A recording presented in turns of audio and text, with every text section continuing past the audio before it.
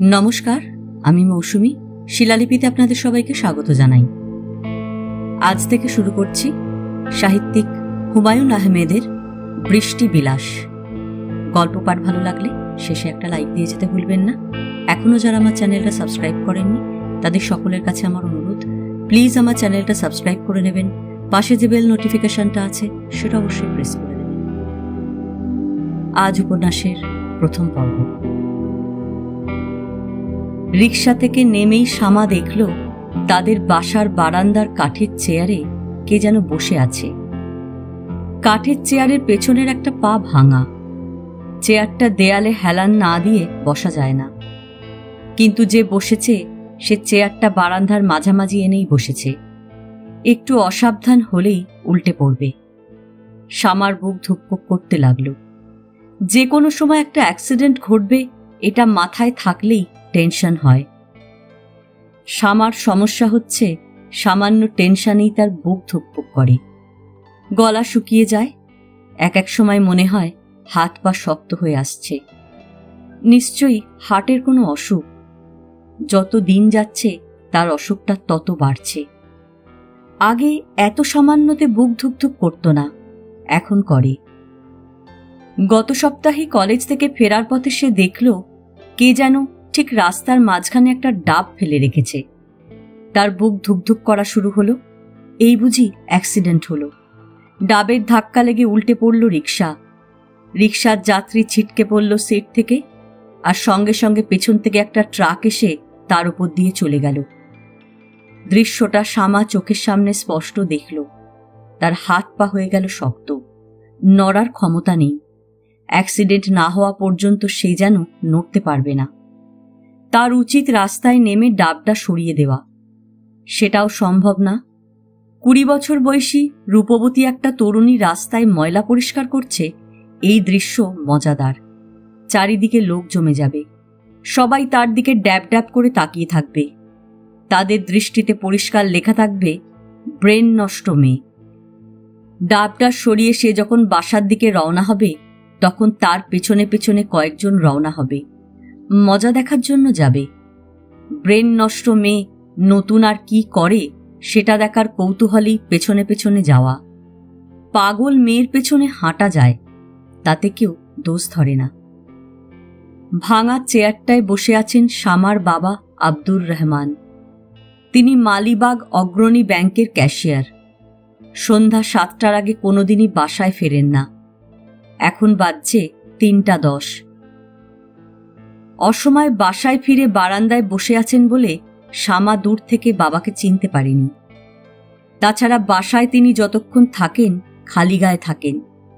আজ পরেছেন ইস্ত্রি করা পাঞ্জাবি। শামার বাবার মুখ হাসি হাসি।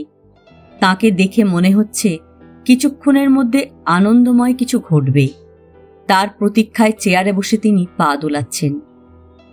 শামা বাবার দিকে তাকিয়ে আতঙ্কিত গলায় বলল, বাবা, এই চেয়ারটার পেছনের পা ভাঙা, তুমি উল্টে পড়বে। আব্দুর রহমান আনন্দিত গলায় বললেন, পায়া ঠিক করেছি, 3টা পেরেক মেরে দিয়েছি। তোর কলেজ ছুটি, ঘেমে টেমে কি হয়েছিস?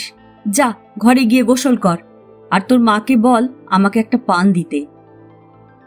শামা ঘরে ঢুকল। শামার মা সুলতানা মেয়েকে দেখেই বললেন, এত দেরি কেন রে? শামা বিরক্ত হয়ে বলল, দেরি কোথায় দেখলে? 2টার সময় কলেজ ছুটি হয়েছে, এখন বাজছে 2:25। যা গোসল করতে যা, বাথরুমে পানি, সাবান, তোয়ালে দেওয়া আছে। খিদায় মারা যাচ্ছি, আগে ভাত দাও। আর বাবা পান চাচ্ছে। বাবা আজ এত সকাল সকাল অফিস থেকে ফিরল কেন? সুলতানা হাসি মুখে বললেন, তার অফিসের কয়েকজন কলিগ আসবে, বিকালে চা খাবে। তুই দাঁড়িয়ে আছিস কেন? গোসলে যা।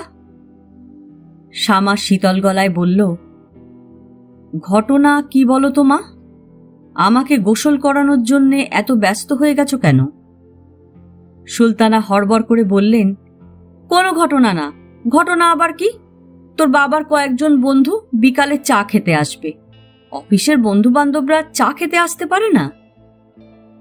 শামা তীক্ষ্ণ গলায় বলল, চায়ের ট্রে নিয়ে তাদের সামনে সেজেগুজে আমাকে যেতে হবে, তাই তো? এরকম ঘটনা কিনা সেটা বলো। সুলতানা চুপ করে রইলেন। শ্যামা বলল, ছেলে কি করে? তোর বাবার অফিসে চাকরি করে, নতুন ঢুকেছে, জুনিয়র অফিসার। বাহ, ভালো তো। শ্বশুর জামাই এক অফিসে চাকরি করবে, দুপুরে টিফিন ক্যারিয়ার খুলে খাবার ভাগাভাগি করে খাবে, শ্বশুর জামাইকে সেদে খাওয়াবে, জামাই খাওয়া দাওয়া শেষ করে শ্বশুরের জন্য চমন বাহার দেয়া পান নিয়ে আসবে। সুলতানা ফিক করে হেসে ফেললেন। শ্যামা কঠিন গলায় বলল, হাসবে না মা, তোমার হাসি অসহ্য লাগছে। আমি মরে গেলেও চা নিয়ে কারোর সামনে যাব না, এটা আমার শেষ কথা। আচ্ছা ঠিক আছে, না গেলে না যাবি, যা গোসল করতে যা। গোসল করে যে শাড়িটা পরবি সেটাও বাথরুমে আছে, তোর বাবা কিনে এনেছে। তোর বাবা যে কিনতে পারে তাই জানতাম না। গোসল করতেও যাব না, গা ঘামা অবস্থায় থাকবো। খিদে বেশি লেগেছে, আগে ভাত খেয়ে নিবি। ভাত খাবো না, গেস্ট না আসা পর্যন্ত ছাদে দাঁড়িয়ে থাকবো, গায়ে আরো রোদ লাগাবো, রোদে গায়ের চামড়া জ্বালিয়ে ফেলবো। তোর যা ইচ্ছা করিস, একটু ঠান্ডা হ। লেবুর শরবত খাবি? গরম থেকে এসেছিস, লেবুর শরবত ভালো লাগবে। লেবুর শরবত খাবো না, বাবা পান চাচ্ছে, এখনো পান দিচ্ছ না কেন? শ্যামা মার সামনে থেকে সরে গেল, ঢুকলো বাথরুমে। বাথরুমে গোসলের সরঞ্জাম সুন্দর করে সাজানো, বালতি ভর্তি পানি, নতুন একটা সাবান, এখনো মোড়ক খোলা হয়নি। সাবানের পাশে নতুন একটা টুথব্রাশ। বাথরুমের দড়িতে হালকা সবুজ রঙের তাঁতের শাড়ি ঝুলছে। এই শাড়িটা শ্যামার বাবা আজ কিনে এনেছেন। বাবার রুচি খুবই খারাপ, কটকটে রং ছাড়া কোনো রং তার চোখে ধরে না, কিন্তু এই শাড়ির রংটা ভালো। মাথায় পানি ঢালতে ঢালতে শ্যামার মনে হলো লাল কাচের চুড়ি থাকলে খুব ভালো হতো। সবুজ শাড়ির সঙ্গে হাত ভর্তি লাল চুড়ি খুব মানায়, সাদা শাড়ির সঙ্গে মানায় নীল চুড়ি। এ বাড়িতে পানির খুব টানাটানি। সাপ্লাইয়ের পানি ঝিরঝির করে ৩-৪ ঘন্টা এসেই বন্ধ। জমা করে রাখা পানি খুব সাবধানে খরচ করতে হয়। কেউ পানি বেশি খরচ করলে তার দিকে সবাই এমনভাবে তাকায় যেন চোখের সামনে মূর্তিমান পানি খেকো শয়তান। আজ শ্যামার সেই ভয় নেই। পুরো বালতি শেষ করলেও কেউ কিছু বলবে না। শ্যামা মনের আনন্দে মাথায় পানি ঢালতে লাগল। ঠান্ডা পানিতে এত আরাম লাগছে। শ্যামার ধারণা, গায়ে প্রচুর পানি ঢাললে শুধু যে শরীরের নোংরা দূর হয় তা না, মনের ময়লাও খানিকটা হলেও ধুয়ে চলে যায়। এই জন্যই মন ভালো লাগে। যে ছেলেটা তাকে দেখতে আসবে তাদের বাড়িতে প্রচুর পানি আছে তো। সবচেয়ে ভালো হয় যদি বাড়িতে বাথটাব থাকে। গরমের সময় বাথটাব ভর্তি করে সে পানি রাখবে। বরফের দোকান থেকে 4-5 কেজি বরফ এনে গুঁড়ো করে বাথটাবে ছেড়ে দেবে। কয়েকটা টাটকা গোলাপ কিনে গোলাপের পাপড়ি পানিতে ছেড়ে দিয়ে সে ডুবে থাকবে। হাতের কাছে টি পটে চা থাকবে, মাঝে মাঝে চায়ে চুমুক দেবে। ক্যাসেট প্লেয়ারে গান বাজতে পারে। নিশ্চয়ই বাথরুমে গান শুনতে ভালো লাগবে। অনেক মানুষই বাথরুমে ঢুকে দরজা বন্ধ করে গান ধরে। ভালো না লাগলে নিশ্চয়ই ধরত না। সুলতানা বাথরুমের দরজায় ধাক্কা দিলেন। অবাক হয়ে বললেন, শ্যামা, ভাত তরকারি সব ঠান্ডা হয়ে যাচ্ছে, এতক্ষণ কি করছিস? শ্যামা হালকা গলায় বলল, বালতির পানি সব শেষ হয়ে গেছে মা, আরো পানি লাগবে। আর পানি পাবো কোথায়? বাড়িওয়ালার চাচার ঘর থেকে আনাও। সারা গায়ে সাবান মেখে বসে আছি, পানি শেষ। আরেকটা কথা মা, যে ছেলেটা আমাকে দেখতে আসছে তার নাম কি? ছেলের নাম আতাউর। কি সর্বনাশ! খাতাউর আবার মানুষের নাম হয়? নাম শুনলেই মনে হয় খাতাউর সাহেব হাঁ করে আছেন খেয়ে ফেলার জন্য। খাতাউর না, আতাউর। শ্যামা, ইচ্ছা করে তুই ফাজলামি করছিস, এসব ঠিক না। পানি আনার ব্যবস্থা করো মা। আসল কথা বলতে ভুলে গেছি। মা শোনো, লাল চুড়ি আছে? তোমার ট্রাঙ্কে তো অনেক জিনিস আছে, খুঁজে দেখো তো লাল চুড়ি আছে নাকি। আমি লাল চুড়ি পরব। সুলতানা আনন্দের নিঃশ্বাস ফেললেন। মেয়ে সহজভাবে কথা বলছে। তিনি কাজের মেয়েকে বালতি দিয়ে পানি আনতে পাঠালেন। মেয়েটা শখ মিটিয়ে গোসল করুক। মেয়েদের অতি তুচ্ছ শখও সঙ্গে সঙ্গে পূরণ করতে হয়। মেয়েরা মা বাপের সংসারে থাকে না, অন্য সংসারে চলে যায়। যে সংসারে যায় সেখানে সে হয়তো মুখ ফুটে শখের কথাটা বলতেও পারে না। অতিথিরা 5টার সময় উপস্থিত হলেন। তখন শামার চুল বাঁধা হচ্ছে। চুল বেঁধে দিচ্ছে শামার ছোট বোন এশা। এশা এবছর ক্লাস 10-এ উঠেছে। সে খুবই হাসিখুশি মেয়ে। গত 6 দিন ধরে কি কারণে যেন সে মুখ ভোঁতা করে আছে, কারোর সঙ্গে কথাবার্তা বলছে না। এশার মুখ ভোঁতার রহস্য উদ্ধারের চেষ্টা কেউ করছে না, কারণ চেষ্টা করে লাভ নেই। এশা নিজে থেকে মুখ না খুললে কেউ তার মুখ খোলাতে পারবে না। লোকজন চলে এসেছে এই খবরটা দিল শামার ছোট ভাই মন্টু। সে গত বছর এসএসসি পরীক্ষা দিয়েছিল। টাইফয়েড হয়ে যাবার কারণে পরীক্ষা শেষ করতে পারেনি। এবার আবারও দিচ্ছে। আগামী বুধবার থেকে তার পরীক্ষা শুরু। মন্টুর ধারণা এবারে পরীক্ষার মাঝখানে তার কোনো বড় অসুখ হবে, সে পরীক্ষা দিতে পারবে না। এরকম স্বপ্ন সে দেখে ফেলেছে।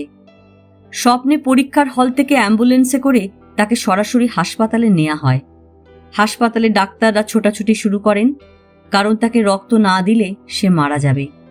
কারোর রক্তের সঙ্গেই তার রক্ত মিলছে না। শেষে একজনের রক্তের গ্রুপ মিলল। সেই একজন তাদের স্কুলের হেড স্যার।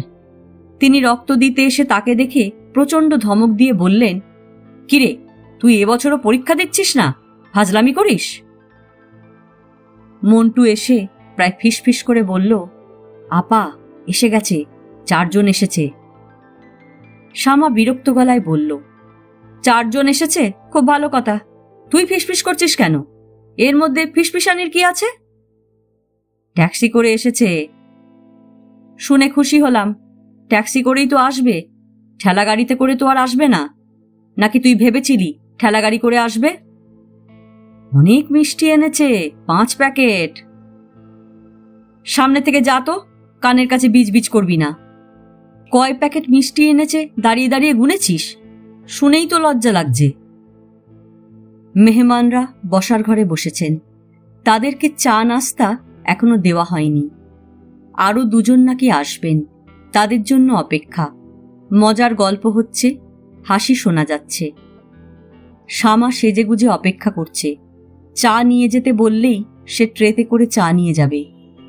এই উপলক্ষে বাড়িওয়ালার বাসা থেকে সুন্দর একটা ট্রে আনা হয়েছে।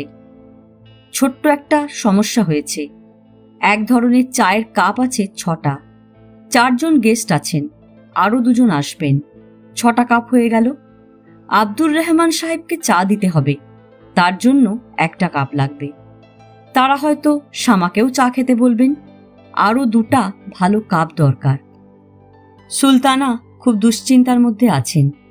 তিনি ঠিক করেছেন মেহমানদের কোনো বাইরের খাবার দেবেন না, সব খাবার ঘরে তৈরি হবে।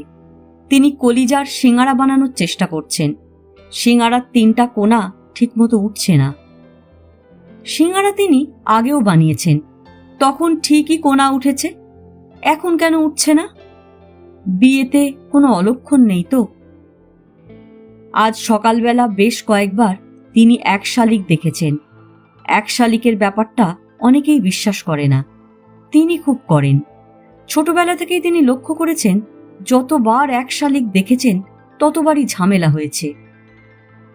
এশা এসে মাকে সাহায্য করার জন্য বসল। এশার মুখ আগের চেয়েও গম্ভীর, চোখ ফোলা ফোলা, মনে হয় কেঁদে টেঁদে এসেছে। এশার কি হয়েছে কে জানে। এমন চাপা মেয়ে, ভয়ঙ্কর কিছু ঘটে গেলেও সে মুখ খুলবে না। সুলতানা বললেন, কি সমস্যা হয়েছে দেখ না, সিঙ্গারার কোনা উঠছে না। এশা বলল, খেতে ভালোই হলো, কোনা ওঠার দরকার নেই।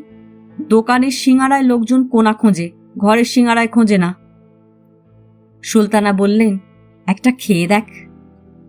খেতে ইচ্ছা করছে না। তোর কি কোনো কারণে মন টন খারাপ? না, এক কথা 5 লক্ষবার জিজ্ঞাসা করো না তো মা। আমার মন খারাপ কিনা এটা তুমি এই কদিনে 5 লক্ষ বারের বেশি জিজ্ঞেস করে ফেলেছ। সুলতানা ছোট্ট নিঃশ্বাস ফেলে বললেন, শ্যামা কি করছে? খাটে বসে আছে। সাজার পর তাকে কেমন দেখাচ্ছে রে? পরীদের রানীর মতো লাগছে। সুলতানা তৃপ্তির হাসি হাসতে হাসতে বললেন, শ্যামাকে যেই দেখবে সেই পছন্দ করবে। মাঝে মাঝে ওর দিকে তাকালে বুকে ধাক্কার মতো লাগে। ভেবেই পাই না এত সুন্দর মেয়ে আমার পেটে জন্মালো কিভাবে। এশা বলল, আপা বেশি সুন্দর, বেশি সুন্দরকে আবার মানুষ পছন্দ করে না। সুলতানা অবাক হয়ে বললেন, পছন্দ করবে না কেন? এশা উত্তর দিল না। সুলতানা বললেন, পছন্দ করবে না কেন বল, কারণ জানিস না? কারণ জানি, কিন্তু বলতে ইচ্ছা করছে না। মা শোনো, তুমি আর বাবা তোমরা দুজনে কি আসলেই চাও যে ছেলেটা এসেছে তার সঙ্গে আপার বিয়ে হোক? তোর বাবা চায়, তার ধারণা ছেলেটা খুবই ভালো, অসম্ভব ভদ্র, বিনয়ী, ফ্যামিলিও ভালো। ছেলের অবশ্যই বাবা নেই, কিছুদিন হলো মারা গেছেন। শ্যামা শ্বশুরের আদর পাবে না। তোরা তো জানিস না, শ্বশুরের আদর বাপের আদরের চেয়েও বেশি হয়। আপা যেভাবে সাজগোজ করেছে, এভাবে সাজগোজ করে থাকলে কিন্তু ওরা আপাকে পছন্দ করবে না। আপার উচিত খুব সাধারণ একটা শাড়ি পরে ওদের সামনে যাওয়া, চোখে কাজল, ঠোঁটে লিপস্টিক, এইসব কিচ্ছু না। কি বলছিস তুই? কোন রকম সাজগোজ ছাড়া আপা যখন ওদের সামনে দাঁড়াবে, তারা বলবে, বাহ কি সহজ সরল সাধারণ একটা মেয়ে। বউ হিসেবে সবাই সাধারণ মেয়ে খোঁজে। আপার ঠোঁটে লিপস্টিক, গালে পাউডার, কোনো কিছুরই দরকার নেই। গোসল করে আপা যখন ভেজা চুলে বের হলো, তখন তাকে যে কি সুন্দর লাগছিল লক্ষ্য করনি? সুলতানা অবাক হয়ে মেয়ের দিকে তাকালেন। তার কাছে খুব অদ্ভুত লাগছে। মনে হচ্ছে এই যেন সেদিন মেয়েটা ছোট্ট ছিল, সারা রাত ওয়া ওয়া করে কাঁদত, মুখে দুধ গুজে দিলেও কান্না থামত না। দুধ খাচ্ছে, ফাঁকে ফাঁকে কাঁদছে, কান্নাটা যেন তার বিশ্রাম। আর আজ এই মেয়ে গুটগুট করে কি সুন্দর কথা বলছে, কথাগুলো মনে হচ্ছে সত্যি। এশা বলল, মা আপাকে সাধারণ ঘরে পরার একটা শাড়ি পরতে বলবো? বল, তোর বাবা আবার রাগ না করে, শখ করে একটা শাড়ি কিনে এনেছে। বাবা কিছু বুঝতে পারবে না, বাবা খুব টেনশনে আছে তো। টেনশনের সময় মানুষ কিছু বুঝতে পারে না। বাবা ভালো মতো আপার দিকে তাকাবেই না। মেয়েরা যখন বড় হয়ে যায়, তখন বাবারা মেয়েদের দিকে কখনো ভালো মতো তাকায় না। বাবাদের মনে হয় তাকাতে লজ্জা করে। সুলতানা ছোট মেয়ের কথা শুনে মুগ্ধ হয়ে গেলেন। এই মেয়েটার ভালো বুদ্ধি আছে। মেয়েটার বুদ্ধির খবর এই পরিবারে আর কেউ জানে না, শুধু তিনি জানেন। এই নিয়ে তার দুশ্চিন্তাও আছে। মেয়েদের বেশি বুদ্ধি ভালো না। বেশি বুদ্ধির মেয়ে কখনো সুখী হয় না। সংসারে যে মেয়ের বুদ্ধি যত কম, সে তত সুখী। শ্যামা খুব সহজ ভঙ্গিতেই চায়ের ট্রে নিয়ে ঢুকল। সে ধরেই নিয়েছিল ঘরে ঢোকা মাত্রই সবাই একসঙ্গে তার দিকে তাকাবে এবং সঙ্গে সঙ্গে তার হাত পা শক্ত হয়ে যাবে। দেখা গেল সবাই তার দিকে তাকালো না। আতাউর নামের ছেলেটা মাথা নিচু করে বসেছিল। সে মাথাটা আরো খানিকটা নিচু করে ফেলল। শ্যামা তার দিকে এক ঝলক তাকালো। এক ঝলকে তার অনেকখানি দেখা হয়েছে। ছেলেটা ছায়ার কচু গাছের মতো ফর্সা, হাতের নীল নীল শিরা বের হয়ে আছে, অতিরিক্ত রোগা। ঘুমের সমস্যা মনে হয় আছে। চোখের নিচে কালি, বাম চোখের নিচে বেশি কালি, ডান চোখে কম। মাথায় অনেক চুল আছে। চেহারা ভালো, গোঁফ নেই, এটাও ভালো। পুরুষ মানুষের নাকের নিচে গোঁফ দেখলেই শ্যামার গা শিরশির করে। মনে হয় ঘাপটি মেরে মাকড়সা বসে আছে, তারা দিলেই নাকের ফুটো দিয়ে ঢুকে যাবে। কালো আচকান পরা মুখ ভর্তি দাড়ি এক ভদ্রলোক শ্যামার দিকে তাকিয়ে বললেন, এই যে মা, আমাদের জন্য চা নিয়ে চলে এসেছ? কেমন আছো গো মা? শ্যামা বলল, জি আমি ভালো আছি। বসো মা, তুমি আমার পাশে বসো। এমন সুন্দর কন্যা পাশে নিয়ে বসাও এক ভাগ্যের ব্যাপার। আচকান পরা ভদ্রলোক সরে গিয়ে শ্যামার জন্য জায়গা করলেন।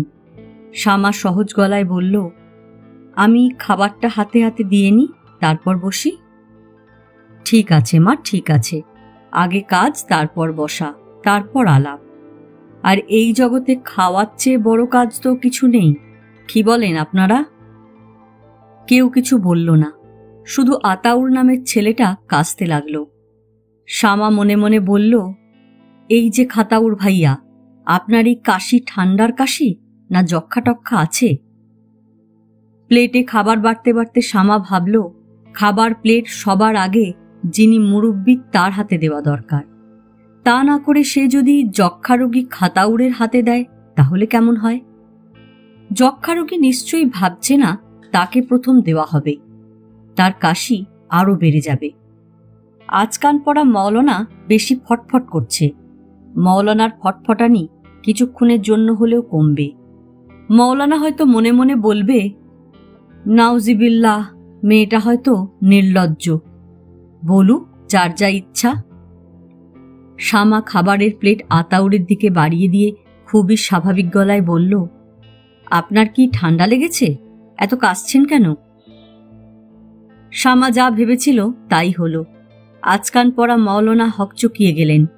তিনি শ্যামার দিকে বড় বড় চোখ করে তাকাচ্ছেন। যক্ষারোগীর কাশি কিছুক্ষণের জন্য হলেও থেমেছে। শ্যামার বাবা আরও অবাক হয়ে মেয়ের দিকে তাকিয়ে আছেন। মনে হচ্ছে কি ঘটনা ঘটছে তিনি বুঝতে পারছেন না।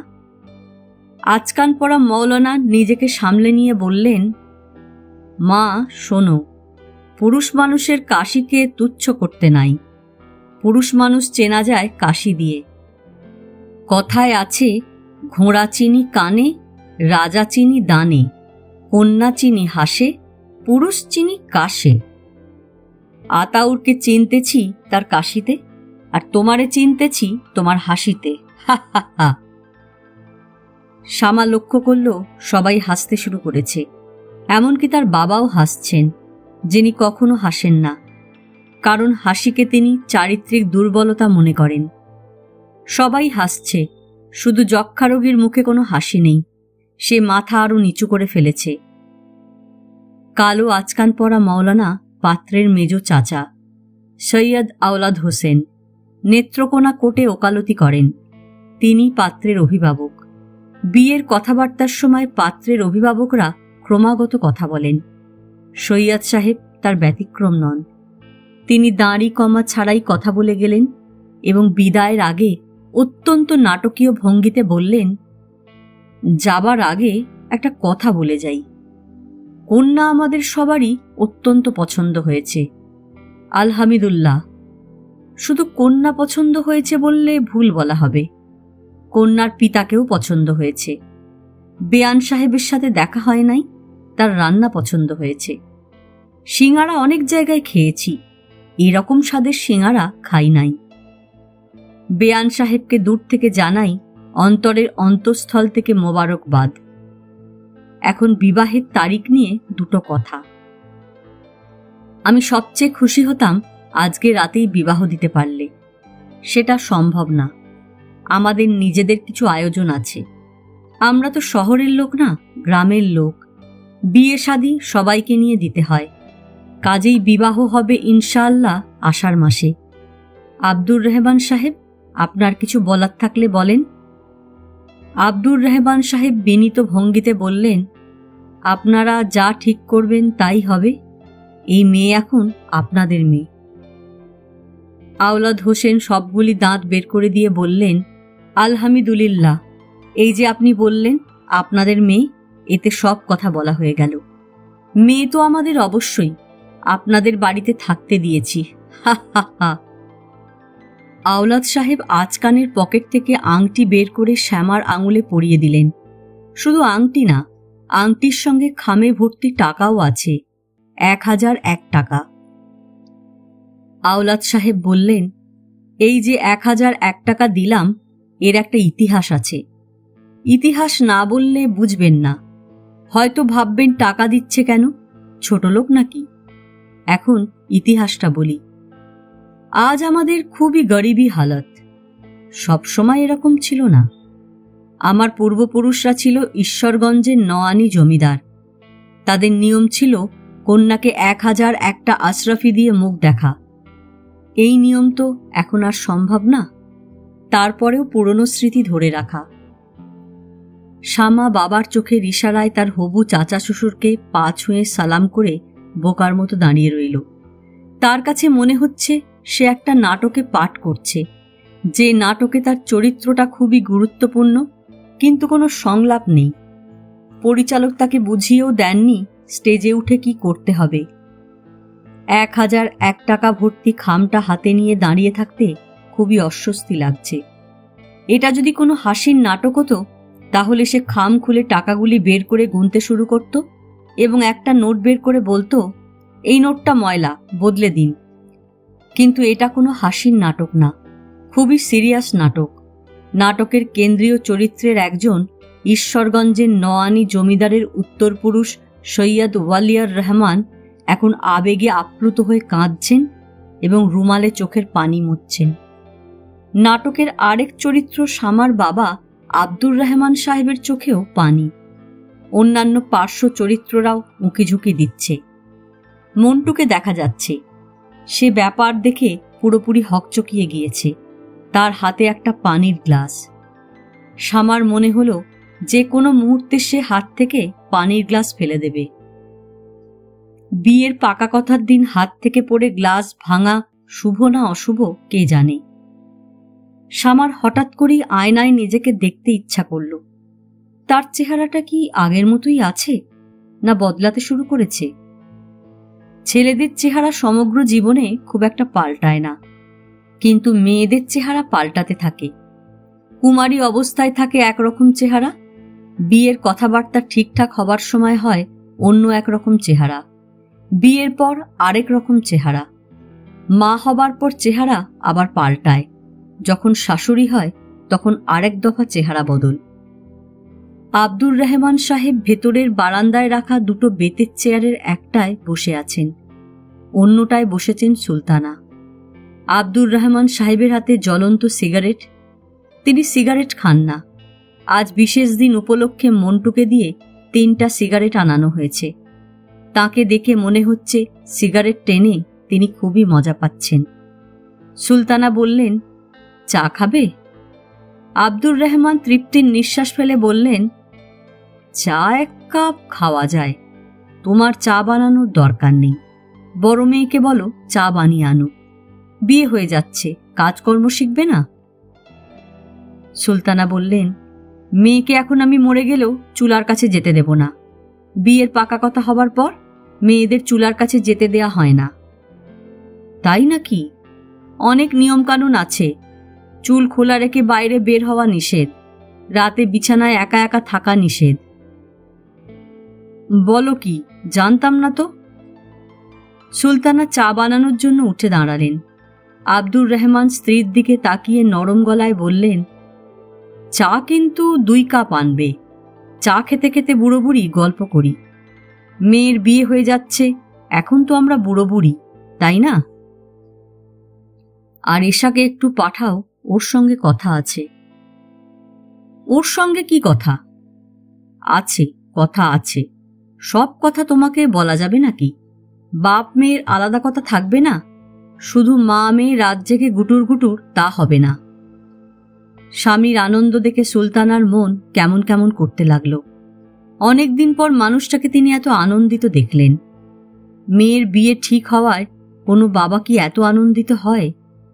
তিনি নিজে আনন্দ পাচ্ছেন না। ছেলেটাকে তার তেমন পছন্দ হয়নি।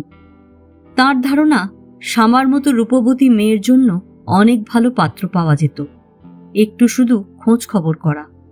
মানুষটা তার কিছুই করল না। অফিসের কোনো একজনকে ধরে এনে বলল এর সাথে বিয়ে। এশা বাবার সামনে এসে দাঁড়াল। আব্দুর রহমান হাসি মুখে তার কন্যার দিকে তাকিয়ে বললেন, তোর আপার বিয়ে তো ঠিক হয়ে গেল, নেক্সট টার্গেট তুই, তৈরি হয়ে যা। এশা গম্ভীর মুখে বাবার দিকে তাকিয়ে রইল। বাবার হালকা রূপ দেখতে সে অভ্যস্ত না, তার অস্বস্তি লাগছে। ছেলেটাকে কেমন দেখলি? ভালো। শ্যামা কি কিছু বলেছে ছেলে পছন্দ হয়েছে কিনা? না, কিছু বলেনি। ও আছে কোথায়? দোতলায়, বাড়িওয়ালা চাচার বাসা থেকে কাকে যেন টেলিফোন করবে। আব্দুর রহমান টেলিফোনের কথায় নড়ে চড়ে বসলেন। খুবই আগ্রহের সঙ্গে গলা সামান্য নামিয়ে বললেন, এক কাজ করত, পাঞ্জাবির পকেটে আমার মানি ব্যাগ আছে, মানি ব্যাগ খুলে দেখ, হলুদ এক পিস কাগজ আছে, কাগজে টেলিফোন নাম্বার লেখা, কাগজটা শামাকে দিয়ে দিস। Car telephone number? ওই ছেলের? হ্যাঁ, আতাউরের। সে তার বড় বোনের সঙ্গে এখন আছে, বড় বোনের টেলিফোন নাম্বার। শামা যদি ছেলের সঙ্গে কিছু কথা বলতে চায় বলুক। বিয়ের কথাবার্তা পাকা হয়ে গেছে, এখন টেলিফোনে কথাবার্তা বলা দোষণীয় কিছু না, তবে দেখা সাক্ষাৎ না হওয়াটাই বাঞ্ছনীয়। আর কিছু বলবে বাবা? আব্দুর রহমান সাহেবের মেয়ের সঙ্গে আরও কিছুক্ষণ গল্প করার ইচ্ছা ছিল। মেয়েদের সঙ্গে দিনের পর দিন তার কোনো কথা হয় না, কথা বলার মতো সুযোগই তৈরি হয় না। আজ একটা সুযোগ তৈরি হয়েছে, তিনি সুযোগটা ব্যবহার করতে চাচ্ছিলেন, সেটা সম্ভব হল না। এশা তার সঙ্গে কথা বলতে আগ্রহ বোধ করছে না। তার ভাবভঙ্গি দেখে মনে হচ্ছে সে বাবার সামনে থেকে চলে যেতে পারলে বাঁচে, যেন সে বাবার সঙ্গে কথা বলছে না, কথা বলছে তার স্কুলের রাগী অ্যাসিস্ট্যান্ট হেডমাস্টারের সঙ্গে। আব্দুর রহমান সাহেবের মন সামান্য খারাপ হল, তবে তিনি মন খারাপ ভাবটাকে তেমন গুরুত্ব দিলেন না। মেয়েরা বড় হলে বাবার কাছ থেকে দূরে সরে যাবে, এটাই স্বাভাবিক। জগতের অনেক সাধারণ নিয়মের মধ্যে একটা নিয়ম হল, মেয়েরা বড় হলে মার দিকে ঝুঁকে পড়ে, ছেলেরা ঝুঁকে বাবার দিকে। তার ক্ষেত্রে এটাও সত্যি হয়নি। মন্টু তার ধারের কাছে আসে না। মন্টু হয়তো টিভি দেখছে, বাবার পায়ের শব্দ শুনলে ফট করে টিভি বন্ধ করে দেবে, চোখ মুখ শক্ত করে বসে থাকবে। বাবা ঘরে ঢুকলে সে উঠে পাশের ঘরে চলে যাবে। এই অবস্থা চলতে দেওয়া যায় না। আব্দুর রহমান ঠিক করলেন এখন থেকে সম্পর্ক সহজ করার চেষ্টা করবেন। মন্টুকে সঙ্গে নিয়ে মাঝে মধ্যে টিভি প্রোগ্রাম দেখবেন। ডিশের লাইন নাকি নিয়েছে, অনেক কিছু দেখা যায়, তাই বাপ বেটায় মিলে দেখবেন। তিনি এখনো কিছু দেখেননি। টিভির সামনে বসলেই তার মাথা ধরে যায়, মনে হয় চোখের কোনো সমস্যা, ডাক্তার দেখাতে হবে। ছানি পড়ার বয়স হয়ে গেছে, চোখে ছানি পড়ে গেছে হয়তো। সুলতানা চা নিয়ে এলেন না। মন্টু এক কাপ চা হাতে নিয়ে ভয়ে ভয়ে বাবার সামনে দাঁড়ালো। সে চায়ের কাপটা বাবার হাতে দেবে না মেঝেতে নামিয়ে রাখবে সেটা বুঝতে পারছে না। বাবার সামনে কোনো টেবিল নেই। আব্দুর রহমান ছেলের হাত থেকে কাপ নিতে নিতে বললেন, তোর মা কোথায়? রান্না করছেন। আব্দুর রহমান বিরক্ত বোধ করলেন। ছেলেকে দিয়ে চা পাঠানো ঠিক হয়নি। বাবাকে চা নাস্তা দেয়া মেয়েদের কাজ, ছেলেকে দিয়ে এইসব কাজ করালে ছেলেদের মধ্যে মেয়েলি স্বভাব চলে আসে। আজকাল একটা কথা খুব শুনতে পাচ্ছেন, ছেলে মেয়ে বলে আলাদা কিছু নেই, ছেলেও যা মেয়েও তা। খুবই হাস্যকর কথা বলে তার মনে হয়। ছেলে মেয়ে যদি একই হয় তাহলে ছেলেগুলি মেয়েদের মতো শাড়ি ব্লাউজ কেন পরে না? মন্টু চলে যাচ্ছিল। আব্দুর রহমান বললেন, এই তোর পড়াশোনা কেমন হচ্ছে রে? মন্টু বাবার দিকে তাকালো না, চলে যেতে যেতে বলল, ভালো। তার একটাই ভয়, বাবা যদি ডেকে কিছু জিজ্ঞেস করে বসেন। আব্দুর রহমান চায়ের কাপে চুমুক দিয়ে দ্বিতীয় সিগারেটটা ধরালেন। এবারের চা ভালো হয়নি, তিতা তিতা লাগছে। সিগারেট টেনেও মজা পাচ্ছেন না, মনে হচ্ছে ড্যাম্প সিগারেট। শামাদের বাড়িওয়ালা মুত্তালিব সাহেবের বয়স ৫৫। তিনি চুলে কলপ দিয়ে রঙিন শার্ট টাট করে বয়সটাকে কমিয়ে রাখার নানান চেষ্টা চালিয়ে যাচ্ছেন। তেমন কোনো লাভ হচ্ছে না। বয়স মোটেই কম দেখাচ্ছে না, বরং যা বয়স তার চেয়েও বেশি দেখাচ্ছে। এই বয়সে কারুরই সব দাঁত পড়ে না, তার প্রায় সব দাঁতই পড়ে গেছে। সামনের পাটির দুটা দাঁত ছিল, বাঁধানো দাঁত ফুল সেট থাকলে অনেক সুবিধা, এই রকম বুঝিয়ে দাঁতের ডাক্তার সেই দুটা দাঁতও ফেলে দিয়েছে। ঘুম থেকে উঠে তিনি বাঁধানো দাঁত পড়েন। তার কাছে মনে হয় তিনি কলকবজা মুখে নিয়ে বসে আছেন। তার ডায়াবেটিস ধরা পড়েছে। ডাক্তাররা বলে দিয়েছে প্রতিদিন খুব কম করে হলেও 1 থেকে 1.5 ঘন্টা হাঁটাহাঁটি করতে হবে। তিনি হাঁটাহাঁটি করতে পারছেন না, কারণ মাস 3 হলো ডান পায়ের হাঁটু বাঁকাতে পারছেন না। হাঁটু বাঁকাতে মালিশ এবং চিকিৎসা চলছে, কোনো লাভ হচ্ছে না, বরং ক্ষতি হচ্ছে। হাঁটু শক্ত হয়ে যাচ্ছে। চিকিৎসার আগে সামান্য বাঁকত, এখন তাও বাঁকছে না। একটা লোহার মতো শক্ত পা নিয়ে ল্যাংচাতে ল্যাংচাতে তিনি নিশ্চয়ই মর্নিং ওয়াক বা ইভিনিং ওয়াক করতে পারেন না। তিনি একটা হুইল চেয়ার কিনেছেন। বেশিরভাগ সময় হুইল চেয়ারে বসে বারান্দার এক মাথা থেকে আরেক মাথায় যান, আবার ফিরে আসেন। সময় কাটানোর জন্য একটা বাইনোকুলার কিনেছেন। বাইনোকুলার চোখে দিয়ে রাস্তায় লোক চলাচল দেখেন। বাইনোকুলার চোখে লাগালেই রাস্তার লোকজন চোখের সামনে চলে আসে। তখন তাদের সঙ্গে গম্ভীর গলায় কথাবার্তা বলেন। এই যে চশমাওয়ালা, মাথাটা বাঁকা করে আছেন কেন? ঘাড়ে ব্যথা? রাতে বেকায়দায় ঘুমিয়েছিলেন? ভদ্রলোক বাড়িতে একা থাকেন। স্ত্রীর সঙ্গে বনিবনা হয়নি বলে 15 বছর আগে ডিভোর্স হয়ে গেছে। তিনি নিজে ডিভোর্সের পক্ষপাতী ছিলেন না। তাদের 7 বছর বয়সের একটি মেয়ে আছে। ডিভোর্স হলে মেয়েটা যাবে কোথায়? কিন্তু মুত্তালিব সাহেবের স্ত্রী হেলেনা খাওয়া দাওয়া বন্ধ করে দিলেন। উকিল এনে ডিভোর্সের ব্যবস্থা না করা পর্যন্ত তিনি অন্ন স্পর্শ করবেন না। হেলেনা ডিভোর্সের 2 বছরের মাথায় আবারও বিয়ে করেছেন। দ্বিতীয় স্বামীর সঙ্গে তাঁর জীবন সুখেই কাটছে বলে মনে হয়। এই ঘরে ছেলে মেয়ে হয়েছে, 2 ছেলে 1 মেয়ে। বিস্ময়কর মনে হলেও সত্যি তিনি প্রায়ই তাঁর প্রাক্তন স্বামীর সঙ্গে টেলিফোনে কথা বলেন। মুত্তালিব সাহেবের একটাই মেয়ে মীনাক্ষী। হেলেনার দ্বিতীয় বিয়ের পর তিনি মীনাক্ষীকে জোর করে নিজের কাছে রেখে দেন। মীনাক্ষীর বয়স তখন 8।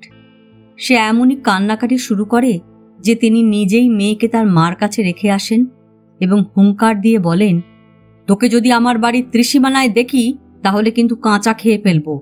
আর খবরদার, আমাকে বাবা ডাকবি না। গোঁফওয়ালা যে ছাগলটার সঙ্গে তোর মার বিয়ে হয়েছে তাকে বাবা ডাকবি। আমাকে নাম ধরে ডাকবি, মিস্টার মুত্তালিব ডাকবি, ফাজিল মেয়ে। সেই মীনাক্ষী এখন থাকে স্বামীর সঙ্গে নিউ অরলিন্সে। টেলিফোনে বাবার খোঁজখবর প্রায়ই করে। মুত্তালিব সাহেব কখনো টেলিফোন করেন না, কারণ তিনি মেয়ের টেলিফোন নাম্বার বা ঠিকানা জানেন না, কখনো জানার আগ্রহ বোধ করেননি। ভদ্রলোক যৌবনের নানান ধরনের ব্যবসা বাণিজ্য করেছেন, কোনোটিই তেমন জমেনি।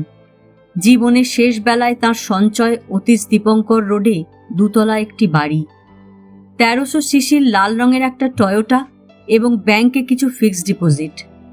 একসময় ভেবেছিলেন ফিক্সড ডিপোজিটের সুদের টাকায় জীবনটা কাটিয়ে দিতে পারবেন। এখন তা ভাবছেন না, প্রায় তাকে মূল সঞ্চয় হাত দিতে হচ্ছে।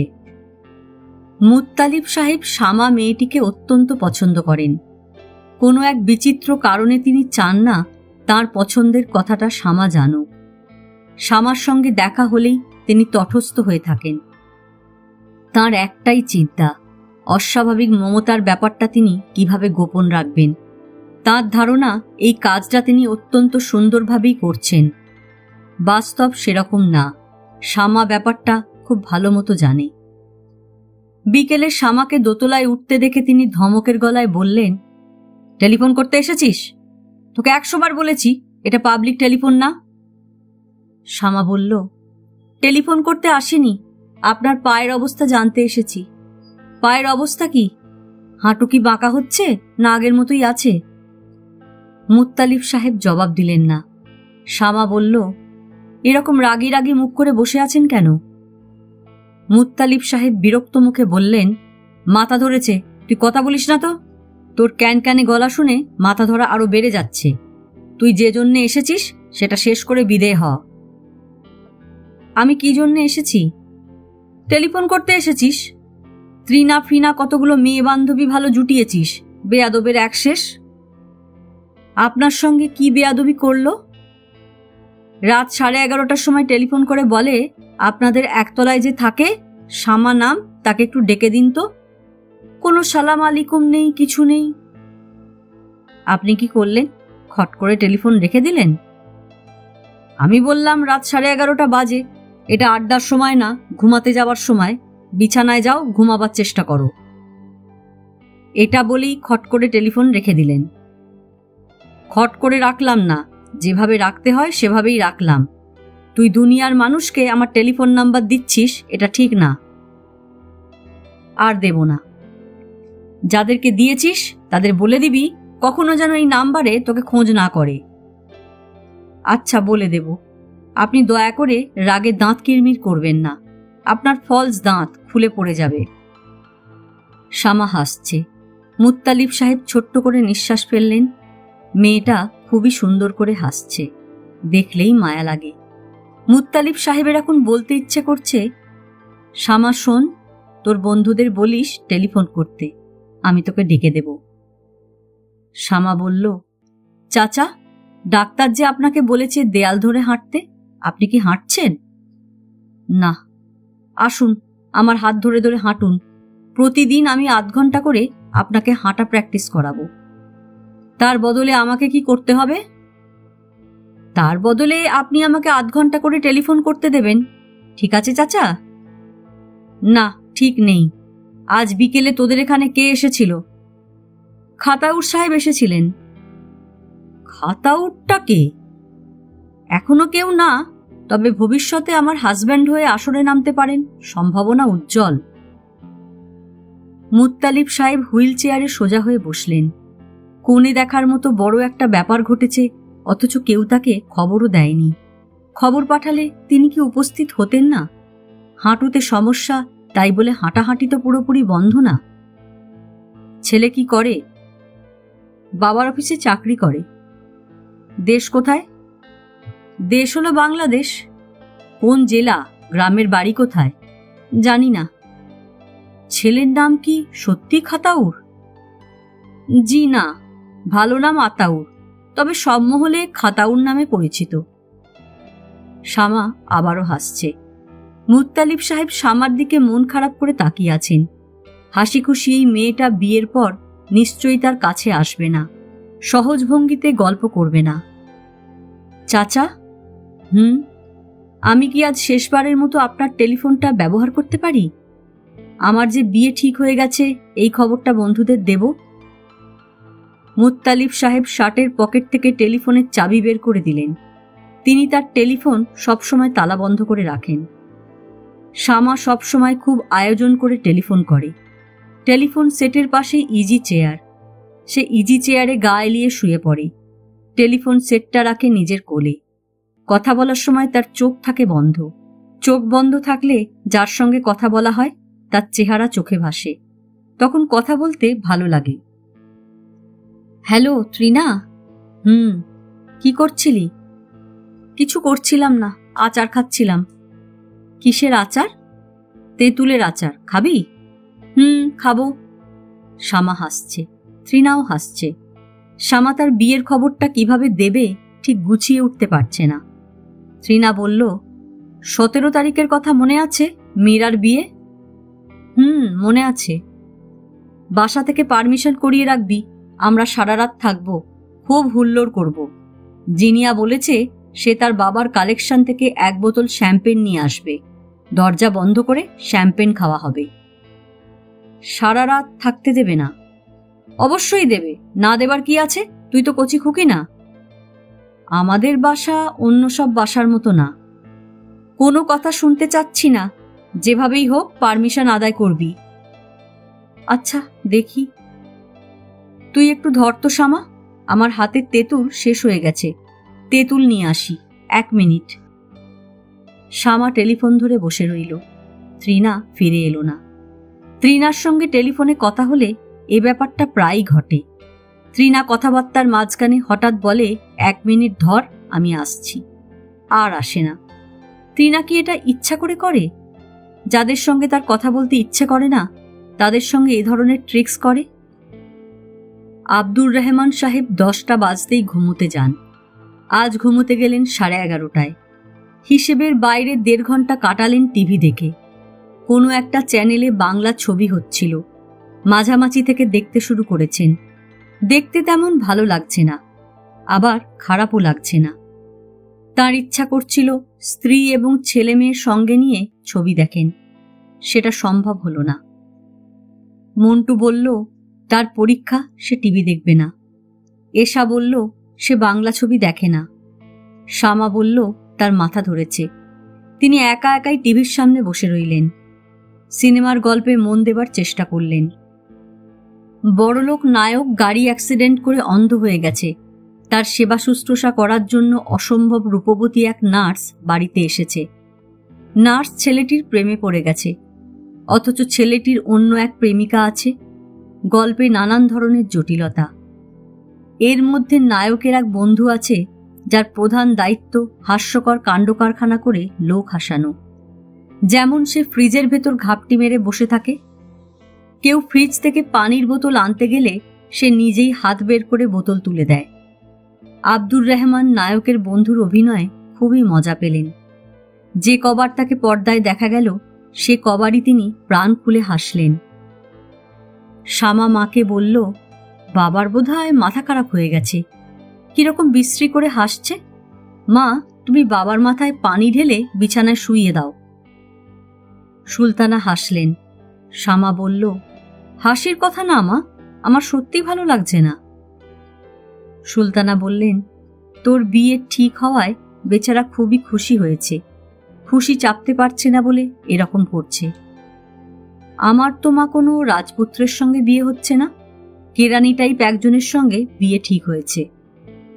তোর বাবার খুবই পছন্দের ছেলে, মাঝে মাঝে এরকম হয়, কারণ ছাড়াই কোনো একজনকে মনে ধরে যায়।